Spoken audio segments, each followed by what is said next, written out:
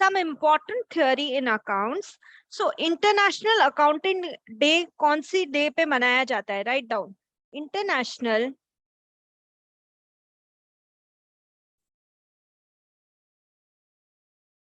Accounting day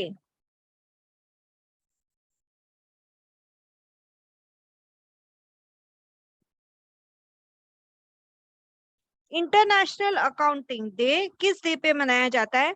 answer is 10th November. 10th नवंबर।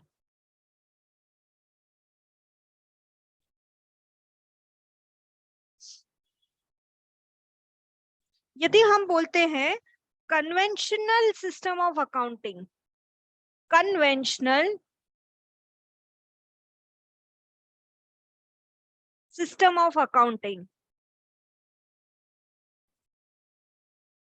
हम किसकी बात कर रहे हैं यहाँ पे? एक्सपेंसेस ड्यू होता है तो भी रिकॉर्ड करो, पे होना जरूरी नहीं है।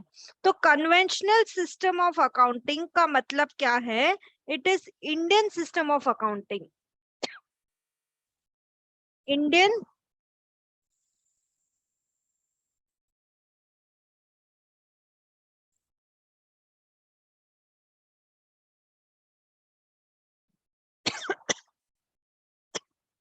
Indian system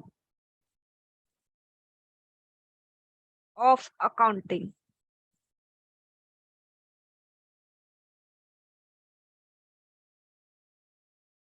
Please write down. Please write down. Writing is important. Okay, next question. Every debit has corresponding what? Every debit has corresponding आपने credit. जो लिखा है वो पूछते हैं इंटरनेशनल अकाउंटिंग डे और वो सब। हाँ हाँ बेटा, इसीलिए ये इम्पोर्टेंट 1 मार्क क्वेश्चन है, आपको साथ में लिखना है। सारे इंपॉर्टेंट आज कवर करने की मैं कोशिश करूंगी। Every debit has equal dash. क्या हर डेबिट को क्या होता है? Equal credit. एक साइड डेबिट है, एक साइड क्रेडिट है, दैट इज उसको हम क्या बोलते हैं? Dual accounting system. That is one side if it is taking, other side it is giving. One side if it is debit, other side it is credit. That is dual accounting system. Okay, next they ask goodwill किस तरह का asset है? कोई बता सकता है? Goodwill is what type of asset? Intangible. Okay, लिखो। Goodwill is what type of asset? Answer is intangible asset.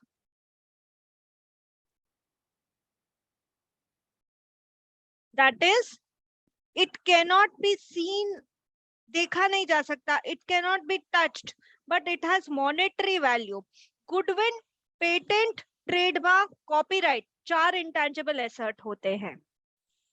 Goodwill, patent, trademark, copyright, 4 intangible asset होते हैं।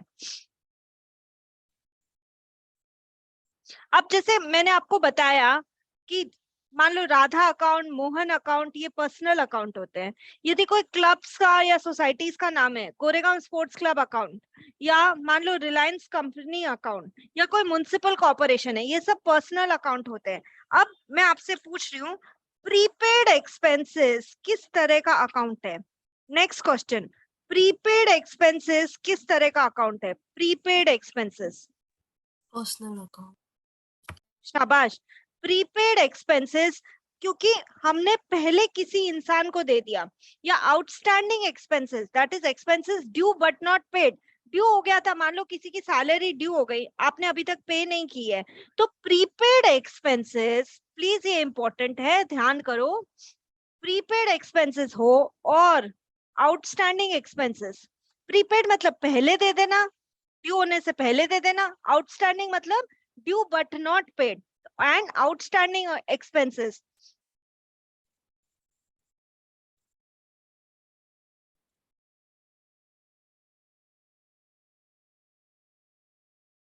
Both are कौन से टाइप ऑफ अकाउंट्स है? Personal accounts.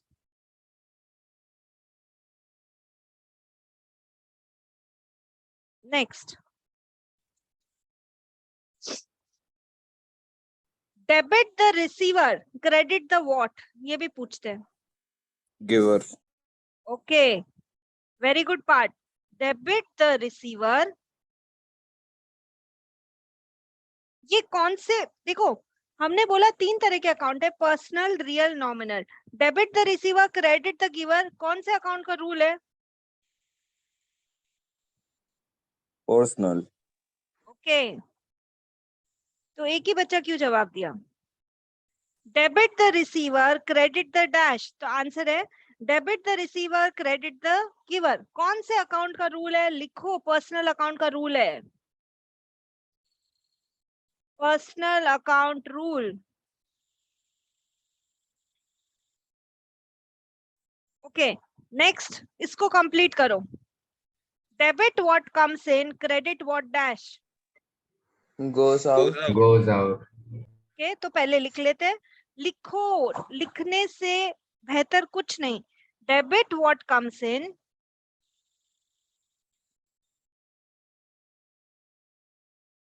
Credit what goes out.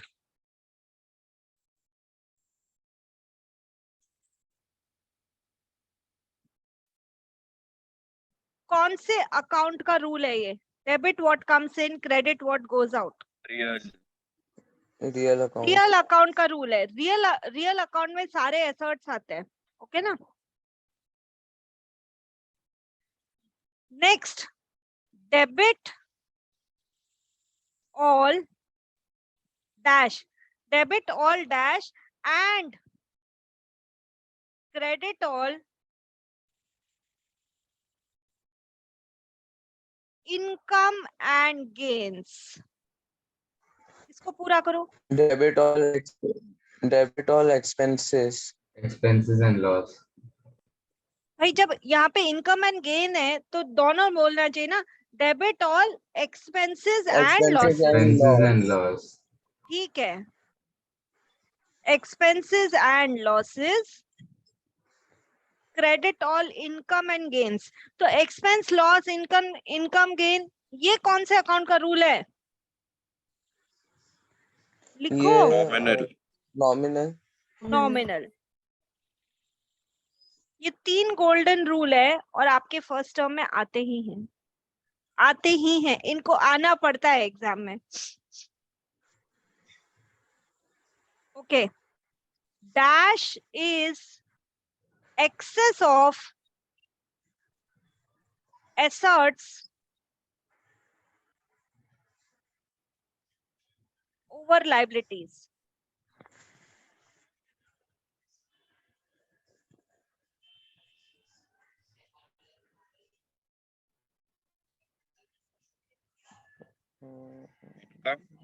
excess of asset over liabilities, asset ज्यादा है, liability कम है, तो उसका डिफरेंस को हम क्या बोलेंगे?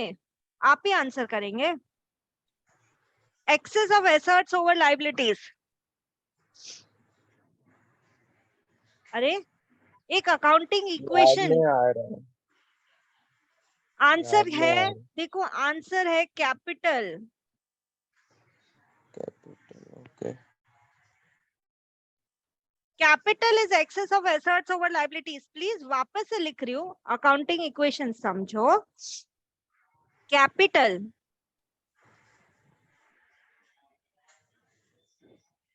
प्लस लायबिलिटीज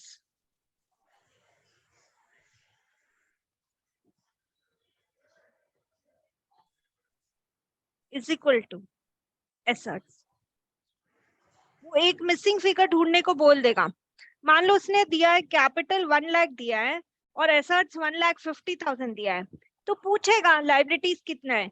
यदि कैपिटल 1 लाख है और एसेट्स 1,50,000 है तो 1 लाख प्लस 50,000 इज 1,50,000। इसलिए कैपिटल 1 लाख और एसेट्स 1,50,000 है तो लायबिलिटीज अपने आप 50,000 होगा। ये अकाउंटिंग इक्वेशन एग्जाम के लिए भी इंपॉर्टेंट है, कॉन्सेप्ट के लिए भी इंपॉर्टेंट है।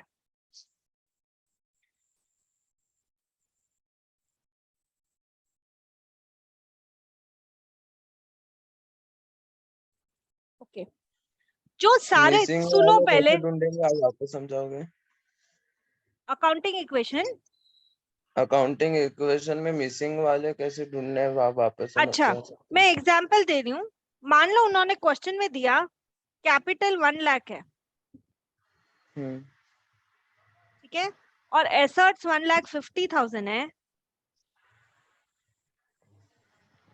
फाइंड लाइबिलिटीज, पता नहीं लाइबिलिटीज क्या है, तो 1 lakh plus something which is liabilities is asset.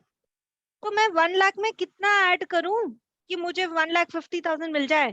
तो मिसिंग फिगर क्या है, 50,000। लाइबिलिटीज कितना होगा, 50,000 ना। तो 50,000। यदि मुझे इक्वेशन पता थी तो मैंने मिसिंग फिगर ढूंढ लिया। Okay, thank you. ओके, अब सुनो, वेरी इंपॉर्टेंट कॉन्सेप्ट।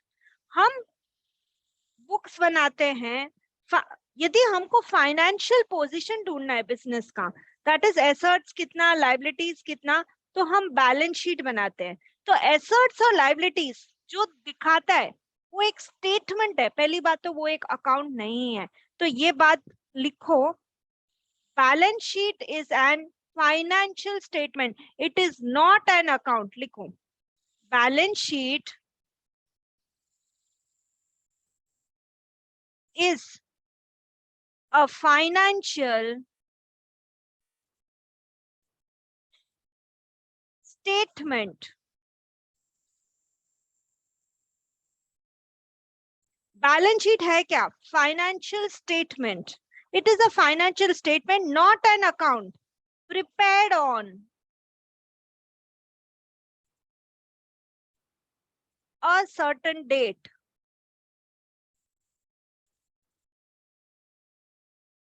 इसीलिए जब बैलेंस शीट बनाते हैं तो वो हमेशा क्या लिखते हैं, balance sheet as on so and so date. For example, balance sheet as on 31 March 2022। तो बैलेंस शीट क्या है, फाइनेंशियल स्टेटमेंट है। It is prepared on a certain date. Show क्या करता है बैलेंस शीट, कैपिटल, एसेट्स और liability show करता है balance sheet. It shows capital, assets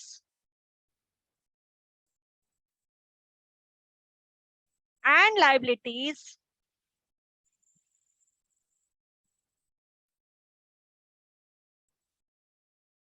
on a certain date.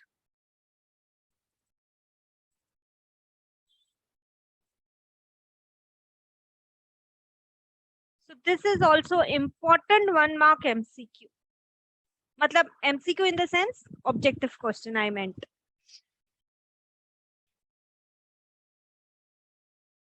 Okay, हम प्रॉफिट एंड लॉस अकाउंट बनाते हैं to know the net profit. Okay, so आपको एक अकाउंट मैं बता रही हूँ, यदि ग्रॉस प्रॉफिट बोलते हैं तो ग्रॉस प्रॉफिट क्या होता है, नेट प्रॉफिट क्या होता है, उसमें फर्क क्या होता है।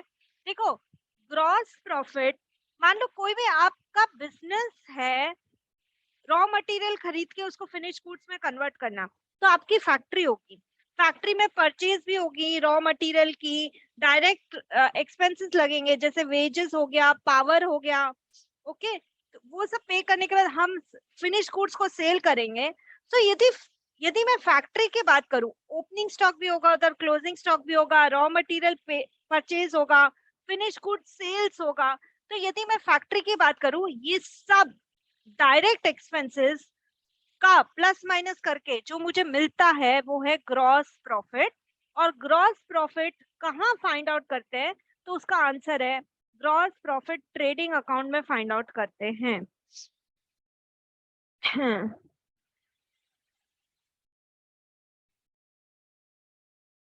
सो लिखो, ट्रेडिंग अकाउंट में आप क्या फाइंड आउट करते हैं,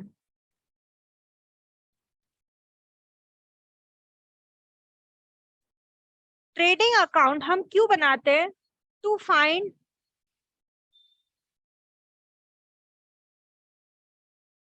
ग्रॉस प्रॉफिट।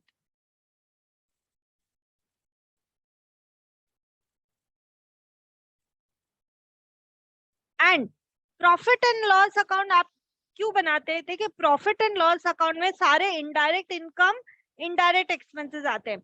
जैसे किसी को सैलरी पे किया, कैरियज आउटवर्ड है, ओके, एडवर्टाइजमेंट के खर्चे हैं, सो वो सब प्रॉफिट एंड लॉस अकाउंट में मिलते हैं। तो हम क्या लिखेंगे? Profit and loss account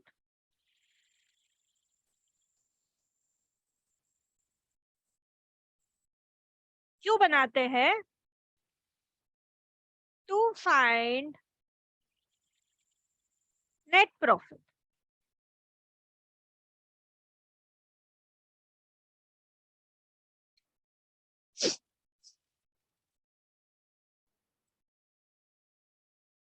carriage inward direct खर्चा होता है, that is it is direct, जबकि कैरियज आउटवर्ड इनडायरेक्ट खर्चा होता है।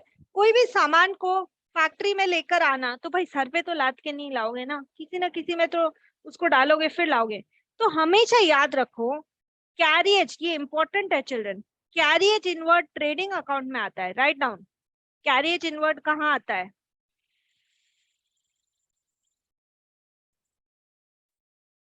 रॉ मटेरियल को फैक्ट्री तक लाने का खर्चा, carriage inward comes in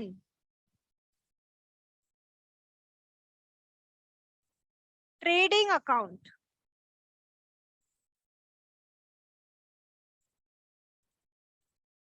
and carriage outward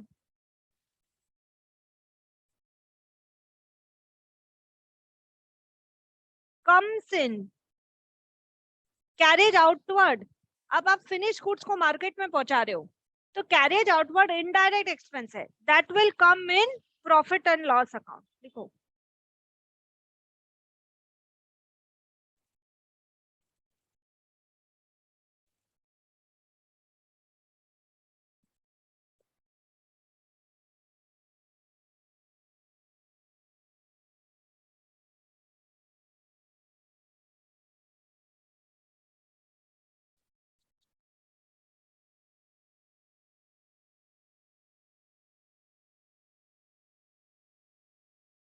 okay, next point number 14। Ma'am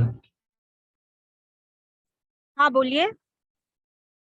ma'am आप ये ग्रॉस प्रॉफिट एक बार दोबारा बता सकते हो? ठीक है, ग्रॉस प्रॉफिट क्या होता है? देखो आप प्रोडक्शन प्रोसेस में हैं, तो आप कुछ स्टॉक के साथ साल स्टार्ट करोगे, ओपनिंग स्टॉक भी होगा, क्लोजिंग स्टॉक भी होगा, रॉ मटेरियल परचेज भी किया होगा और फिनिश गुड्स को सेल भी किया होगा। मान लो आप टी शर्ट बना रहे हो, तो कपड़ा खरीदोगे और सिला सिलाया टी शर्ट आप बेचोगे, ठीक है, तो उसके लिए आपने लेबर को वेजेस भी दिया होगा, आपने सामान अंदर लाया है तो फ्रेट भी दिया होगा, कैरियज इनवर्ड भी दिया होगा।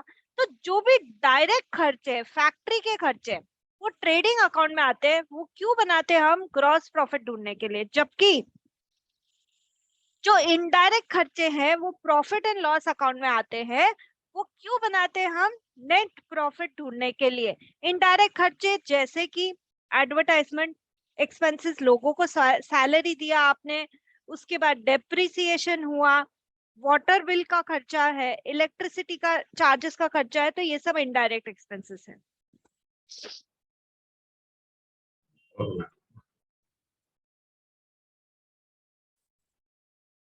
मैं आपको थोड़ा सा ड्रॉ करके बताती हूँ बेटर अंडरस्टैंडिंग के लिए। देखो यदि मैं बना रही हूँ एंड वो ऐसे पूछते भी है debit balance of trading account is known as credit क्या है, तो आपको पता चल जाएगा। ट्रेडिंग, प्लीज ड्रॉ मिस करो एक साथ में, मिनट, ट्रेडिंग मिस एंड एक मिनट, आप प्रीवियस पेज पे जाओगे? प्रीवियस पेज पे जाओ।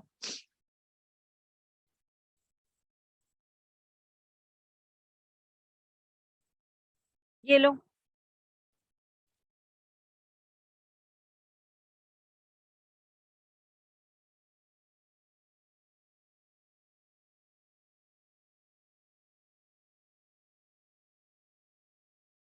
हाँ मिस, ठीक है, थैंक यू। अभी प्लीज ये कुछ बच्चों को आता भी होगा तो भी बनाओ, क्योंकि इससे एमसीक्यू कैसा पूछता है वो मैं बता रही हूँ। Trading and profit and loss account,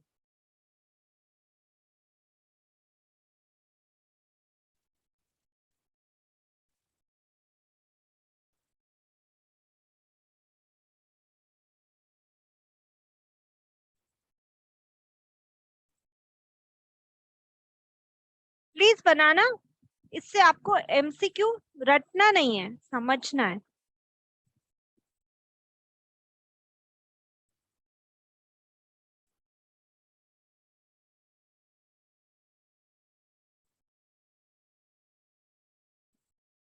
ये साइड डेबिट साइड है और right hand side credit side है।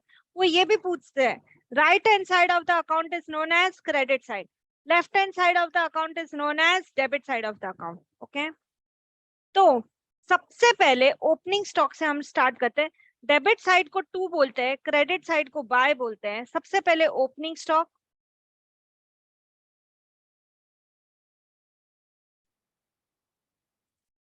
उसके बाद जितने भी खर्चे आपके, जितने भी परचेज वगैरह, तो डेबिट में सारे एक्सपेंसेस आते हैं। जो ऊपर का पार्ट है ये ट्रेडिंग अकाउंट है, नीचे का पार्ट है वो प्रॉफिट एंड लॉस अकाउंट है। यहाँ पे सारे एक्सपेंसेस आते हैं, जैसे कि मान लो परचेज। ओके, और भी तुम एक्सपेंसेस की बात कर सकते हो, डायरेक्ट एक्सपेंसेस, ओके, वेजेस या कैरियज इनवर्ड, वो सब डेबिट साइड में लिखे जाएंगे।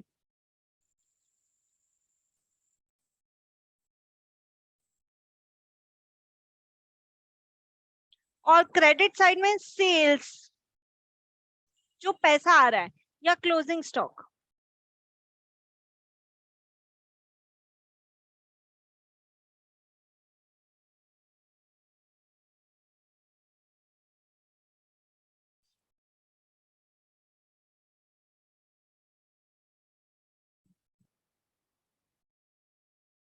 ओके, अब मान लो सेल्स है, प्लीज ध्यान देना, हाँ, सेल्स है 6 और क्लोजिंग स्टॉक है 5, तो यहाँ का टोटल 11 हो रहा है। और मान लो ओपनिंग स्टॉक 1 है, परचेज 2 है, वेजेस 1 है, कैरेज इनवर्ड 1 है, तो तुम्हारे खर्चे यानी कि डेबिट साइड का टोटल कितना हो रहा है? 2 3 4 5, बराबर है। तो अभी क्रेडिट साइड का जो टोटल है वो 11 है और डेबिट साइड 5 है, तो दोनों टोटल तो सेम होनी चाहिए, 11 11। तो 11 माइनस 5 दैट इज कितना ग्रॉस प्रॉफिट बचा वो बताओ। 11 माइनस 5 कितना होता है? 6। तो ये 6 इधर है और इसको हम क्या बोलते हैं? 2 ग्रॉस प्रॉफिट। और अब मैं आपको बता रही हूँ कि वो एग्जाम में इससे रिलेटेड क्वेश्चन कैसे पूछेगा।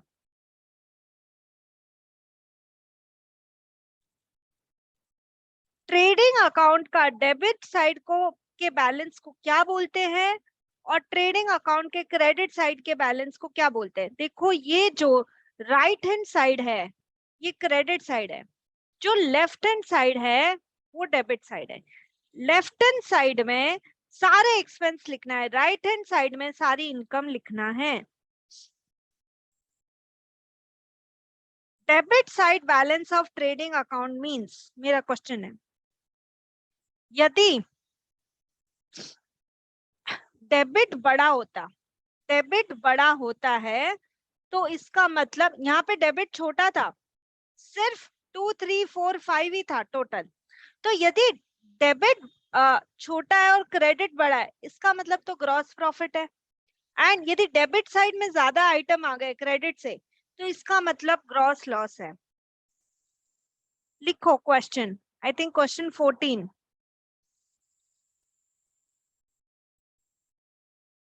Debit balance of trading account means,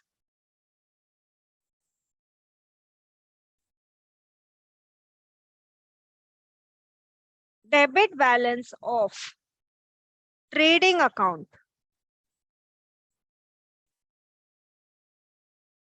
means dash.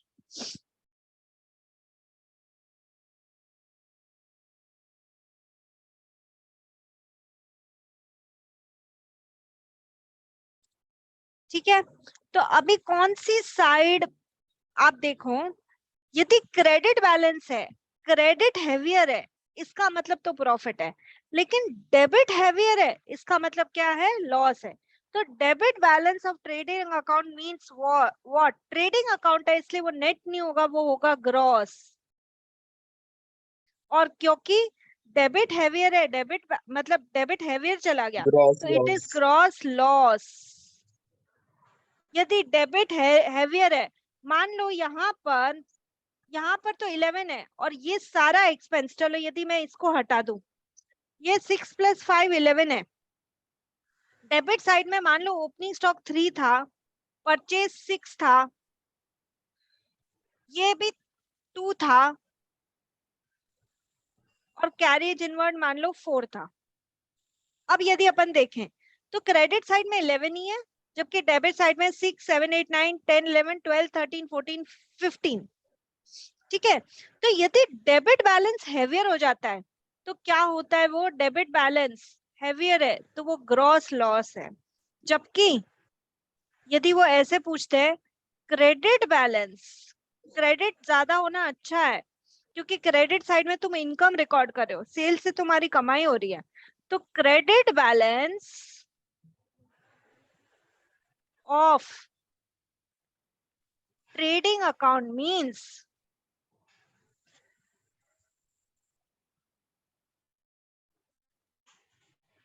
Gross profit. समझ में आया? तो मीन्स जो भी ऐसे क्रेडिट या डेबिट बैलेंस ट्रेडिंग अकाउंट में आया तो वो ग्रॉस हो जाएगा, राइट? हाँ, ट्रेडिंग अकाउंट में हम वर्ड यूज करते हैं gross, profit and loss account में हम वर्ड यूज करते हैं नेट। डेबिट हैवियर होना मतलब एक्सपेंसेस ज्यादा होना इनकम से, तो नुकसान ही करोगे ना, लॉस है। क्रेडिट हैवियर होना मतलब इनकम यदि आपकी ज्यादा है तो आप ग्रॉस प्रॉफिट करोगे। तो अभी यहाँ पर ये जो ग्रॉस प्रॉफिट है इसको हम नीचे उतारते हैं और यहाँ क्या लिखते हैं? बाय, ये यहाँ से प्रॉफिट एंड लॉस अकाउंट चालू हो गया है, तो बाय ग्रॉस प्रॉफिट नीचे उतारा इसको,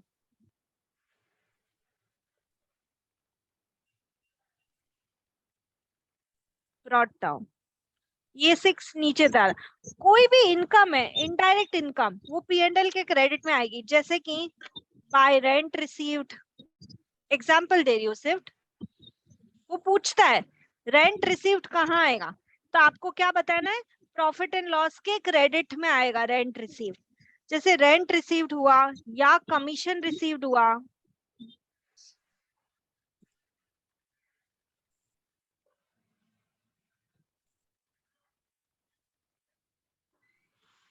कोई भी इनडायरेक्ट इनकम है। So if they ask you, they might ask कि रेंट रिसीव या कमीशन रिसीव कहाँ आएगा, तो आपको क्या बताना है?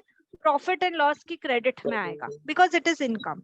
ओके, और सारे एक्सपेंसेस आप डेबिट में लिखो। हाँ बोलो। मैम आपने ये जो बाय ग्रॉस प्रॉफिट नीचे लाया है उसके बाद उसके आगे क्या लिखा है वो साइड में? ब्रॉट डाउन, नीचे लेकर आने को ब्रॉट डाउन बोलते हैं, लास्ट में क्लोज करने को कैरी ओके डाउन मैम। बोलते हैं। अभी जो भी इनडायरेक्ट एक्सपेंस है, एग्जाम्पल दे रही हूँ सिर्फ, एडवर्टाइजमेंट या फिर आप बोल रहे हो सैलरी दिया लोगों को या फिर इलेक्ट्रिसिटी का एक्सपेंस, तो वो पूछ सकता है प्रॉफिट एंड लॉस अकाउंट के डेबिट साइड में वो जो भी एक्सपेंस लिखते हो वो क्या होते हैं?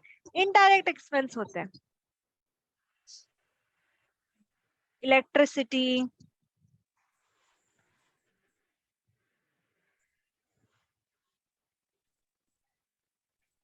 ठीक है, तो ये सब जो है आपके इनडायरेक्ट एक्सपेंसेस हैं। वो पूछ सकता है advertisement expense will be debited in, तो आंसर होगा प्रॉफिट एंड लॉस अकाउंट। पूछ सकता है wages will be debited in, क्योंकि डायरेक्ट खर्चा है वेजेस, इसके लिए ट्रेडिंग अकाउंट।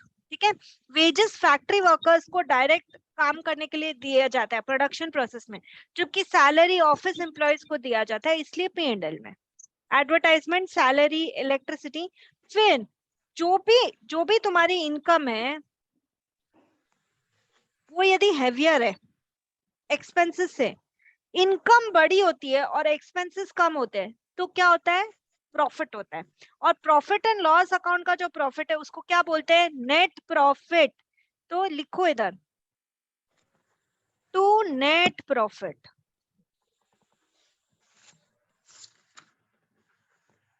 यदि क्रेडिट साइड बड़ा है, मान लो ये 6 है और ये भी 6 होता, तो ये 18 हो गया, और मान लो ये 444 है, तो ये 12 ही है, ठीक है ना। तो इनकम ज्यादा है, इनकम इज 18, इनकम तुम्हारी 18 हो रही है, एक्सपेंसेस तुम्हारे 12 हो रहे हैं, कितना कमाया तुमने?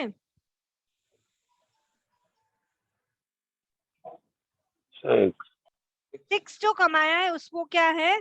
Net profit. और नेट प्रॉफिट को कहाँ ट्रांसफर करते हैं? प्रॉफिट है तुम्हारी कैपिटल बढ़ाएगा, तो ये भी याद रखना है, net profit is transfer to, answer होगा कैपिटल अकाउंट। सो टोटल दोनों सेम होगा, to net profit transfer to, लिखो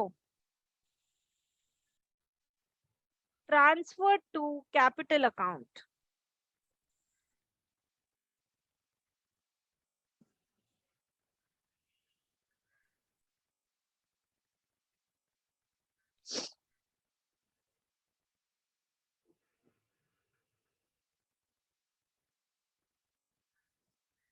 यदि वो पूछता है question number 16, excess of credit, लिखो please, excess of credit,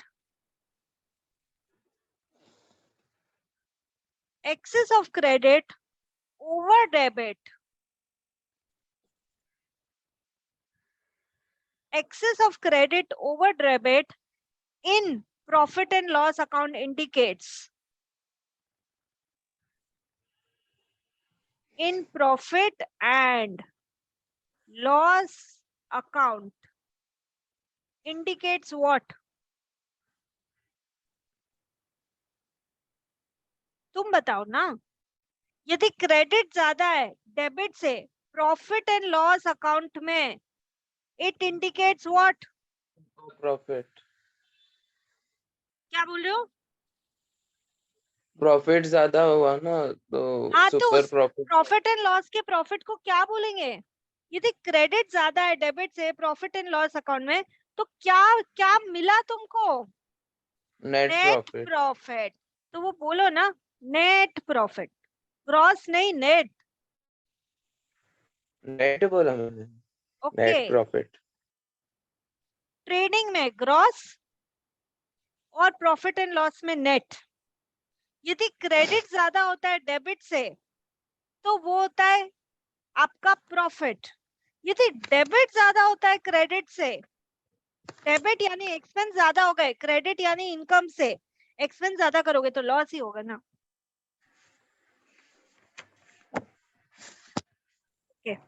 next thing, वो क्लोजिंग स्टॉक की दो वैल्यू दे सकते हैं, ये इंपॉर्टेंट है। एक तो वो कॉस्ट पे दे सकते हैं, मान लो कॉस्ट 5 थी, और एक मार्केट वैल्यू पे दे सकते हैं जो कि 6 है। मतलब वो तुमको 5 में पड़ी लेकिन बिकेगा 6 में, ये एग्जाम्पल है इसका। तो यदि वो बोलते हैं closing stock is valued at cost और मार्केट प्राइस, तो भाई आपको हमेशा जब तक प्रॉफिट हो नहीं जाए उसके लिए सोच नहीं लाए और बुक्स में लिखना नहीं है। तो closing stock is always, remember, valued at cost और market price whichever is lower. तो इसमें से लोअर 5 था, इसलिए हमने 5 लिखा। Rule is closing stock is valued at cost और market price whichever is lower, higher नहीं।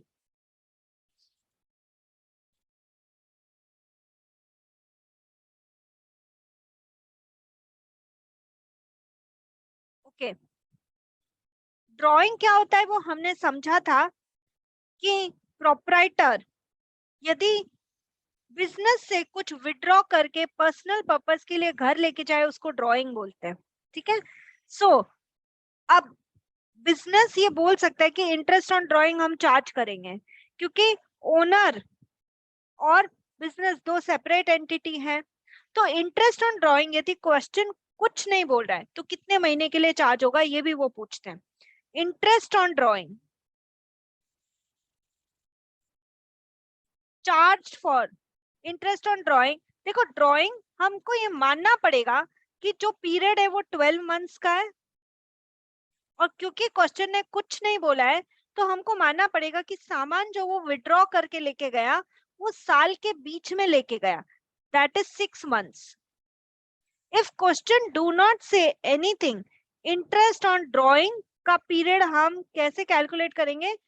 6 मंथ्स लेके हम ये मानेंगे कि विड्रॉ जो वो घर पे लेके गया उसने साल के बीच में विड्रॉ किया, क्योंकि हमको एग्जैक्ट टाइम तो दिया नहीं था. तो time period for interest on drawing is always assumed at 6 months.